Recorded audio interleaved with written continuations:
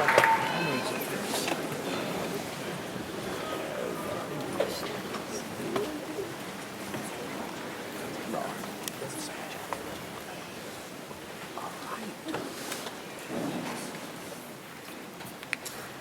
are a lot of you.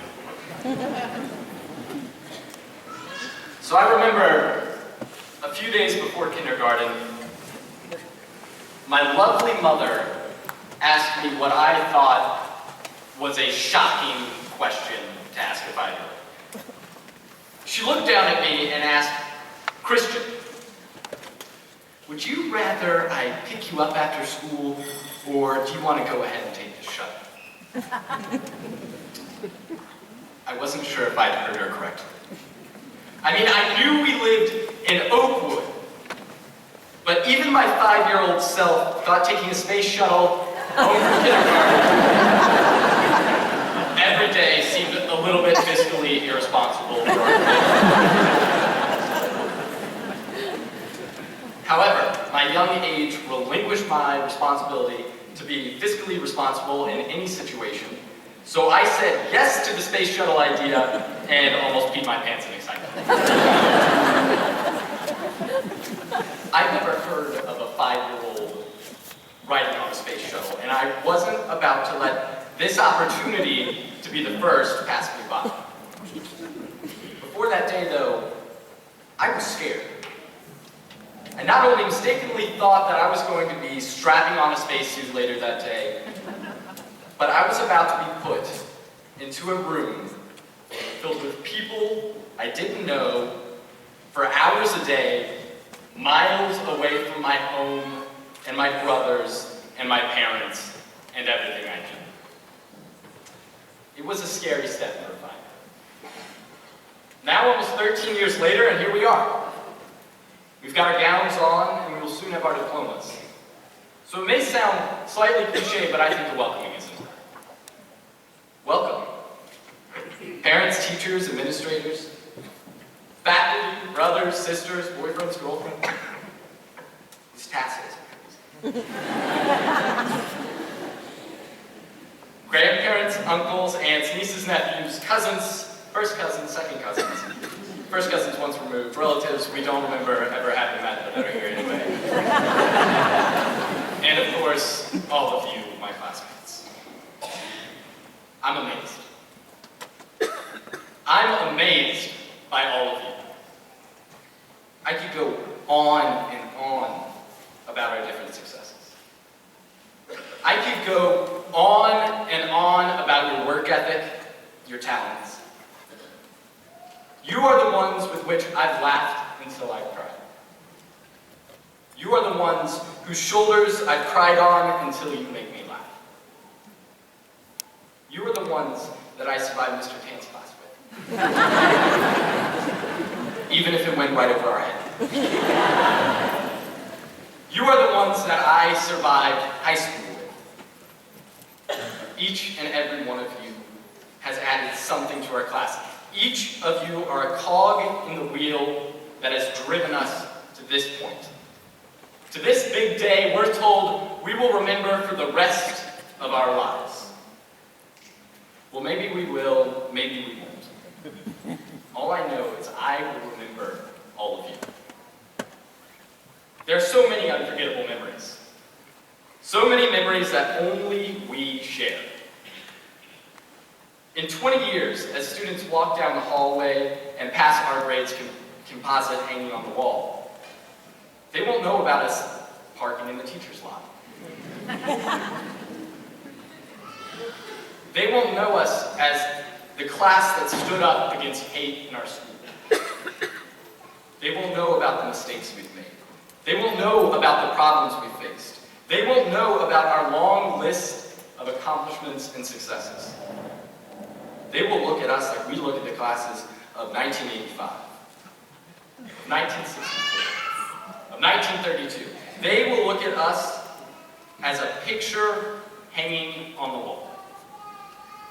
At the award ceremony this year, we saw many speakers, many good speakers. But one that really struck me was Mr. Schreiber, who presented the Lieutenant John White Scholarship. It wasn't that he used fancy words or witty puns or that his tone broke barriers. Rather, it was this man's loss for words that really struck me. This man who lost his high school buddy to the Vietnam War could hardly speak. He was too broken up by the loss of his high school friend.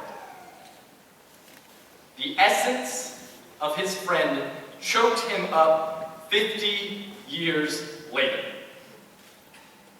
We may just be another composite on the wall, but I know the memories we've shared are valuable treasures unique to us, the essence of which we'll carry in our hearts and in our souls the character of our class.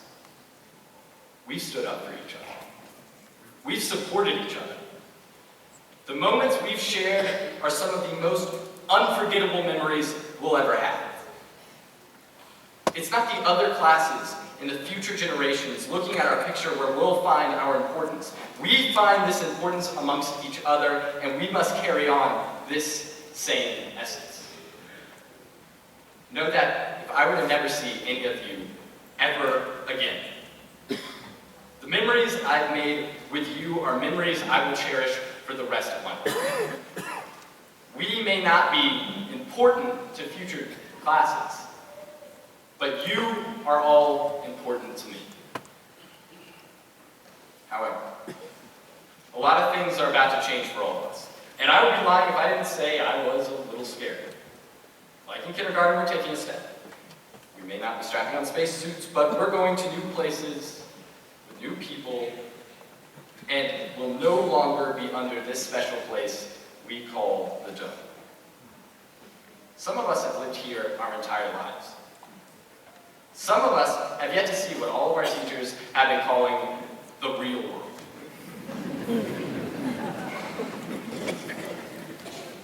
In Oakwood, we've seen beauty in the world. We've seen parents and teachers and friends that have been there for us. We've had a community to grow from, and we've seen that community come together in times of hardship. We've lived like kings and queens. Unfortunately, there wouldn't be light without dark, no beauty without ugliness. While we worried about our grades and drama, while I worried about writing a speech, almost 1 billion people in this world were going hungry.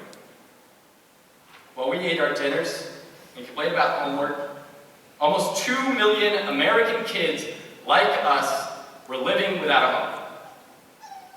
While we had long campfires and went on bike rides through hills and dales, while we fell asleep dreading only the ring of an alarm clock, men, women, and children in places like Syria, like Egypt, like Indonesia, live in fear of their government. They cower in dark corners, crying for freedom, and fall asleep to the sounds of gunfire.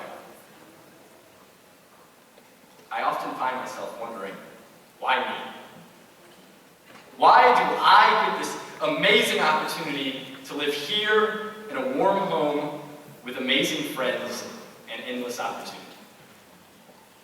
What did I do to deserve this? Class of 2013, we do not deserve this. Not yet. We are the 1% of the 1%. We are among the most capable high school graduates in this great nation. We are extremely fortunate. We have been given one of the best educations in the world. We've been given opportunities that the majority of the world can only dream of. We are enormously fortunate, and it is in this time, these years ahead of us, we'll have the opportunity to earn this fortune we've been given. I know many of you may forget this speech, but if there's one thing that I can leave you with, not as a friend, not as a classmate, not as your class president, but as a fellow human being, it's to be the light. Whether you're a lawyer or a doctor, a teacher, a politician, whether you're a businessman or an artist, no matter what your passion is, be right.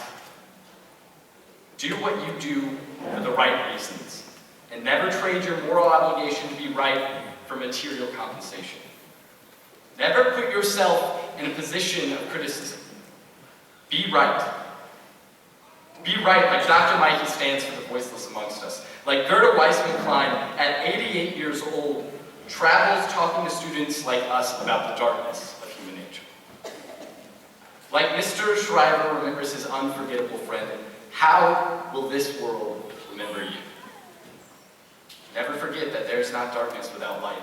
Be that light. We've been given endless opportunity, and we will be given many more. Take them. You are all incredible. None of us are entitled to greatness. But we are all capable of it, us more than most. Thrive in your passions and wallow in righteousness. We owe that to our families who've raised us, who've loved us. We owe that to the teachers and administrators who have dedicated their lives to us, who have cared about our future. We owe that to the community that has held us high. We owe that to each other, and we owe that to ourselves. Thank you. Bravo!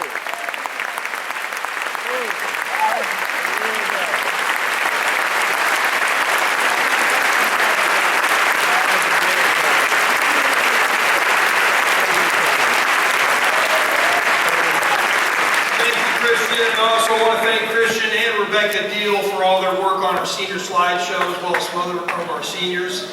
And at this time, we'll watch our cinematic retrospective.